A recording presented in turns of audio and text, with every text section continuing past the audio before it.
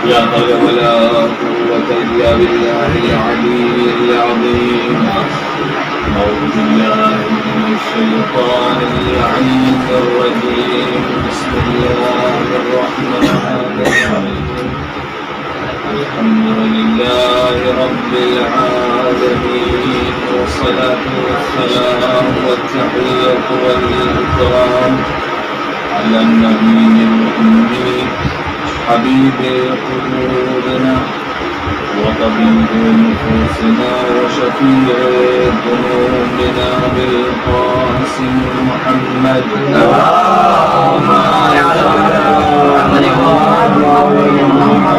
أهل بيته الطيبين الطاهرين المنتجبين المنتخبين المعصومين الذين أرحم الله عنهم الرجس وطهرهم تطهيرا.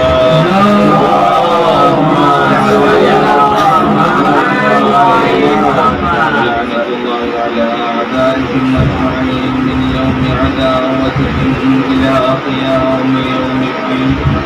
أما بعد، فقد قال الله الحكيم في كتابه الكريم وقوله الحق وهو أصدق القائلين. بسم الله الرحمن الرحيم. الله نور السماوات والأرض. صلوات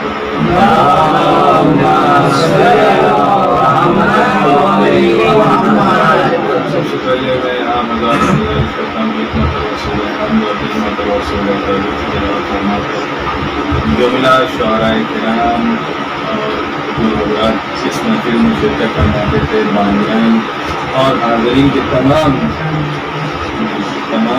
مرحومین بالخصوص امام خان نوازی مولانا خان نوازی اور تمام مرحومین کے لیے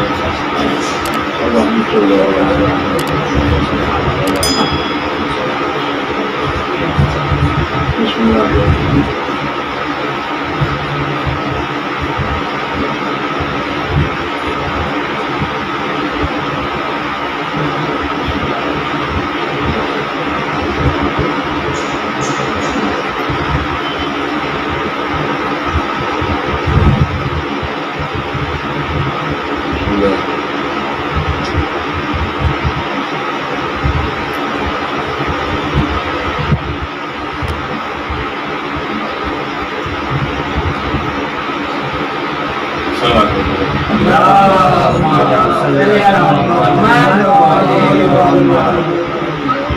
سب سے پہلے میں اپنی جانب سے اس محفل میں خوشامدید کہتا ہوں، اور جو سبب ہے اس محفل کی مرتب ہونے کا وہ ولادت باصالح امام آخر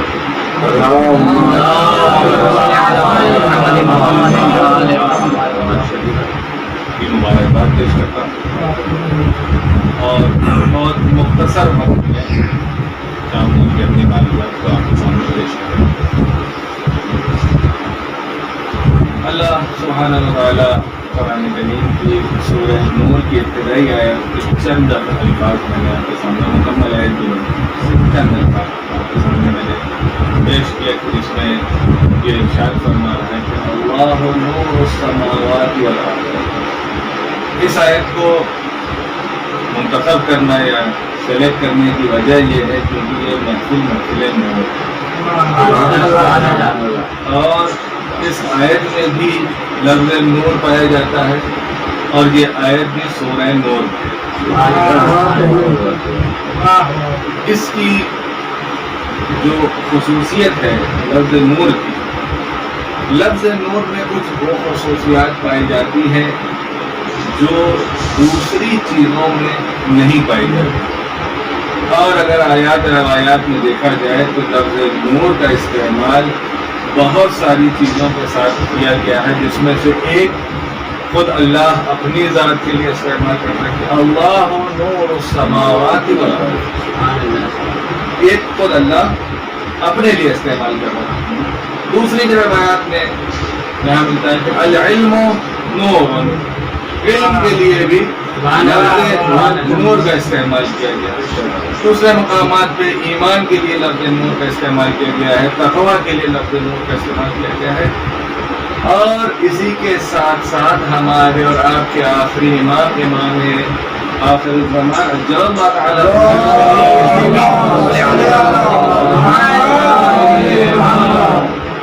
ان کے لیے بھی, ان کی ذات مبارک کے لیے بھی لفظ نور کا استعمال کیا گیا ہے.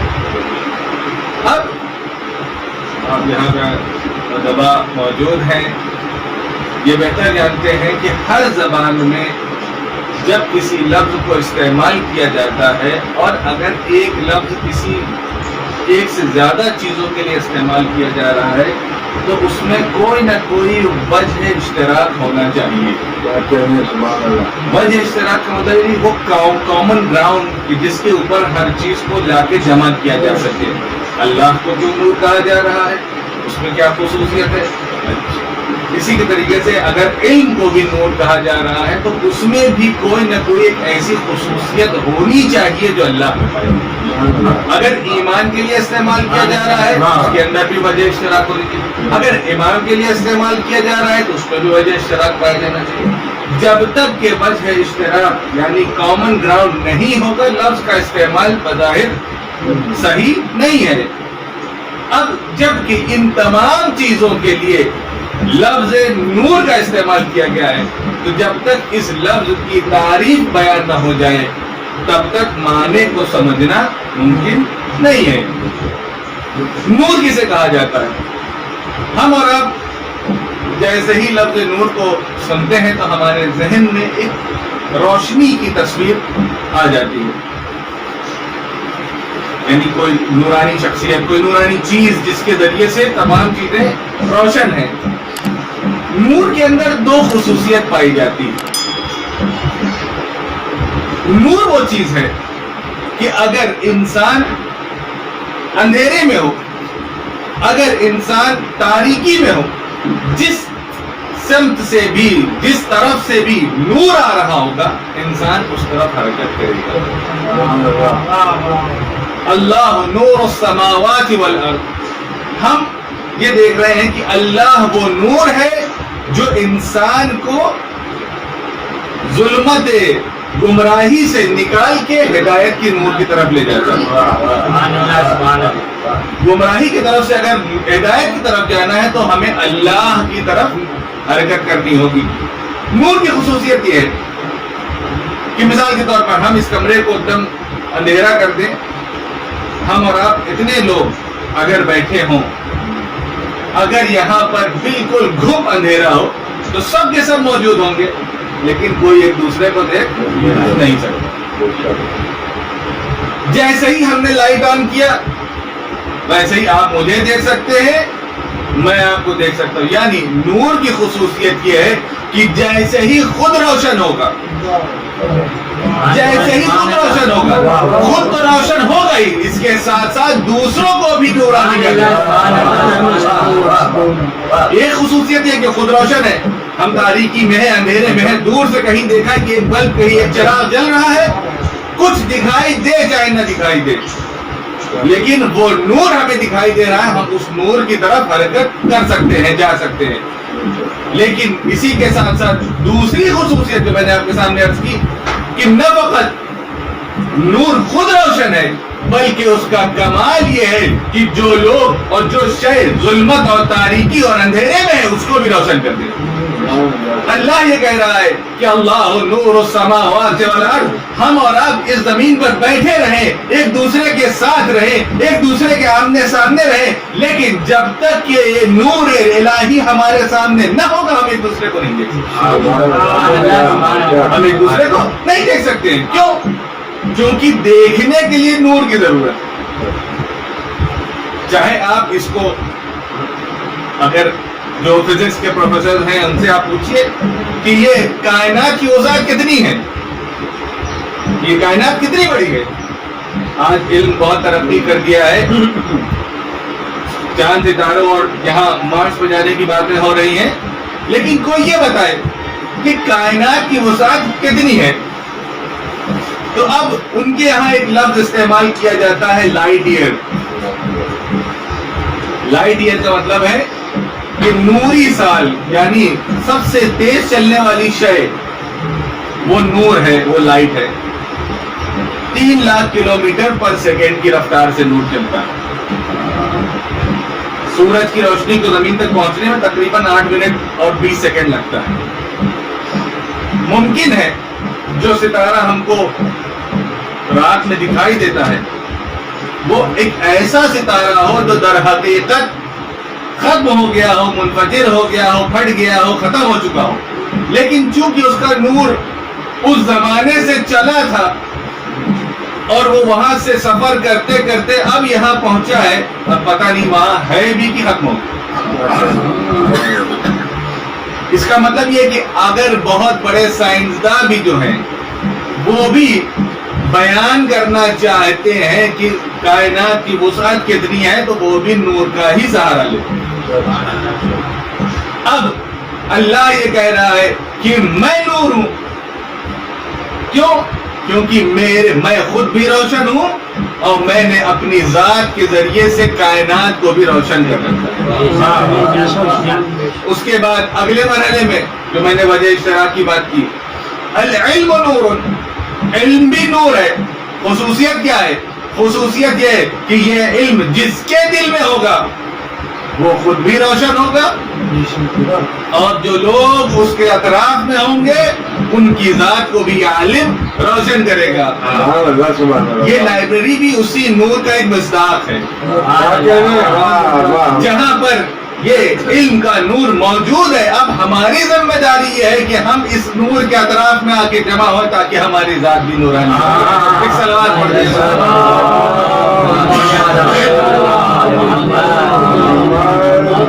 نور کی خصوصیت یہ ہے کہ خود بھی روشن اور اپنے اطراف کو بھی روشن کرتا ہے۔ لفظ کی طرف غور فرمائیے گا، شعراء کرام کا مجمع ہے، ہر شعر پہ اور لفظ کی طرف خاص توجہ چاہتے ہیں شاعروں کا۔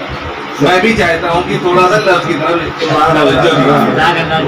وہ یہ ہے کہ نور کی خصوصیت یہ ہے کہ خود تو روشن ہے، اپنے اطراف کو بھی روشن کرتا ہے۔ لفظ اطراف یعنی آس پاس کی چیزیں۔ اگر کوئی آدمی نورانی اور روشن ہونا چاہتا ہے تو اسے آس پاس آنا پڑے گا۔ توجہ چاہتا ہوں، نور تو ہے، خود بھی روشن ہے، اطراف کی چیزوں کو روشن کرے گا بھی، لیکن شرط یہ ہے کہ پاس میں آنا پڑے گا۔ اگر کوئی آدمی یہ کہے کہ میں دیکھ رہا ہوں، مجھے نور دکھائی دے رہا ہے لیکن پاس میں نہیں جاؤں گا، تو نور کی کوئی اس کے اندر کوئی کمی، کوئی کاستی پیدا ہونے والی نہیں ہے، لیکن خود وہ شے وہ بہرحال روشن نہیں ہوگی کیونکہ اس کی شرط یہ ہے کہ اطراف میں ہے۔ اب ایک آخری مصداق اور آخری احمد کمال کہا گیا کہ ہمارا اور آپ کا آخری امام حضرت محمد مہدی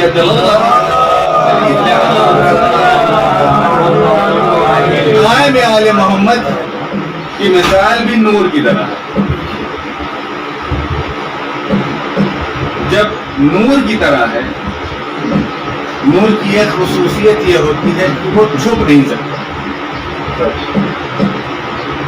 ممکن ہے کہ ہمیں دکھائی نہ دے، ممکن ہے کہ ہمیں یہ نہ پتہ چلے کہ کس طرف ہے۔ مثال طور پہ میں ایک کھڑکی بند کر دوں، ہم کو یہ تو نہیں دکھے گا کہ سورج کدھر ہے، لیکن اس سورج کی برکت سے ہمارا کمرہ روشن ضرور رہے گا۔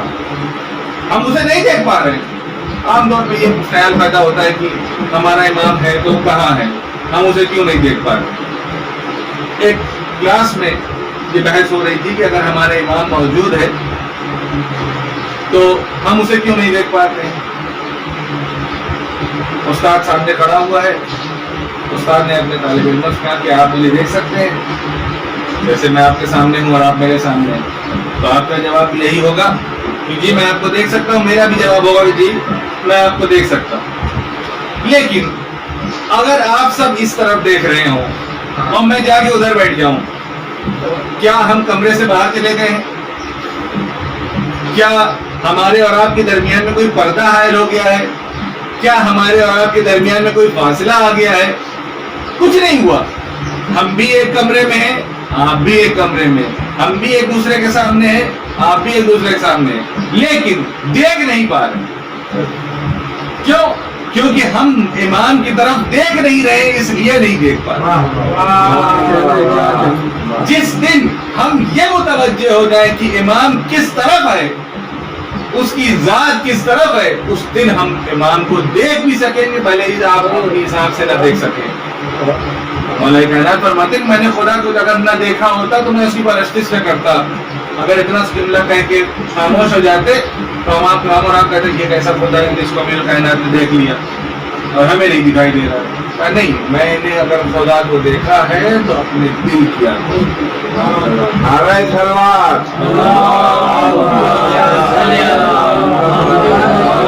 لہذا امام کی برکت یہ ہے کہ امام بالکل اس نور کی طرح ہے, اس سورج کی طرح ہے جو بادل کے پیچھے ہے, جس کا فائدہ تو ہم تک پہنچ رہا ہے لیکن ہم اس نور کو نہیں دیکھ پا رہے.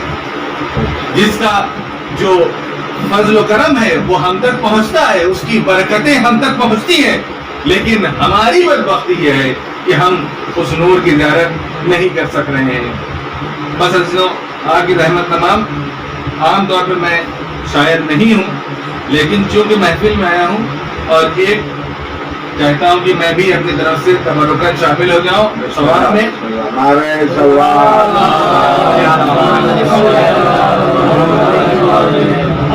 جد علامہ نشان جوادی کلیم الہ آبادی صاحب کا ایک شعر ہے, بس میں اس شعر کی تلاوت کروں گا اور آپ کی خدمت کو تمام کرنا چاہتا ہوں.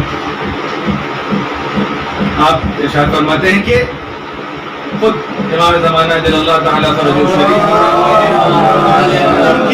جیسا کہ میں نے عرض کیا کہ امام کی ذات اس سورج کی طرح ہے جو پس پردہ ہے, جو بادلوں کے پیچھے. یہی تعبیر ائمہ طاہرین نے بھی امام کی ذات کے لیے اور ان کی برکات کے لیے استعمال کیا کہ وہ ہے بھی, ان سے سب فائدہ بھی اٹھاتے ہیں, ان سے سب استفادہ بھی کرتے ہیں, ان کا فضل و کرم ہم تک پہنچتا بھی ہے, اور ہماری بدبختی اور ہماری نگاہیں پہ جو پردہ پڑا ہے اس کی وجہ سے ہم ان کی زیارت نہیں کر سک رہے ہیں.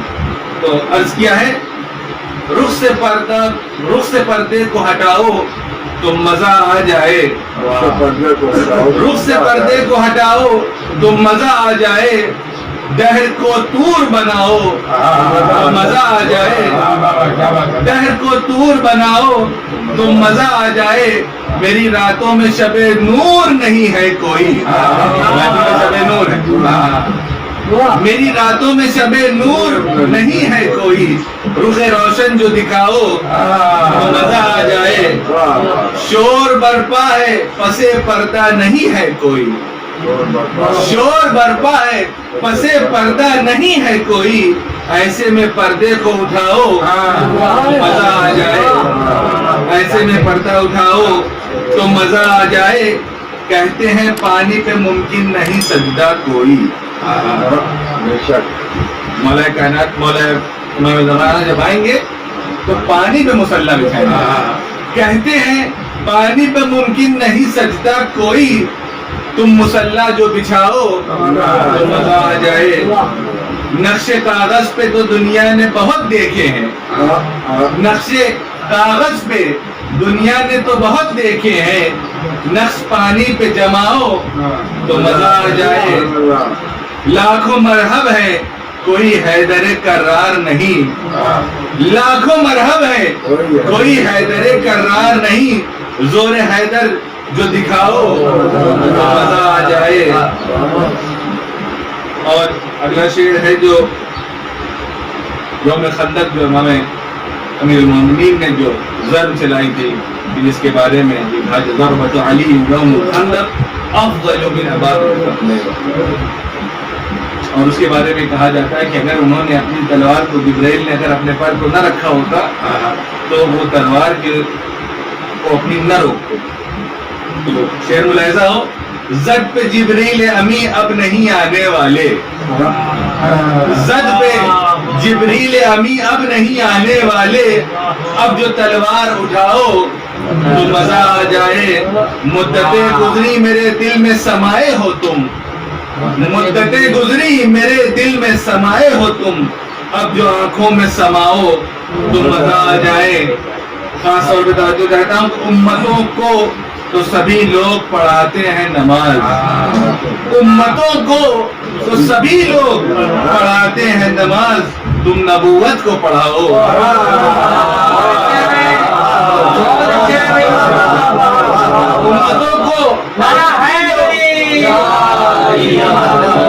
امتوں کو تو سبھی لوگ پڑھاتے ہیں نماز، تم نبوت کو پڑھاؤ تو مزہ آ جائے۔ رسم دنیا ہے کہ لکھتے ہیں عریضوں کا جواب، رسم دنیا ہے کہ لکھتے ہیں عریضوں کا جواب، تم جو خود ہی چلے آؤ۔ محمد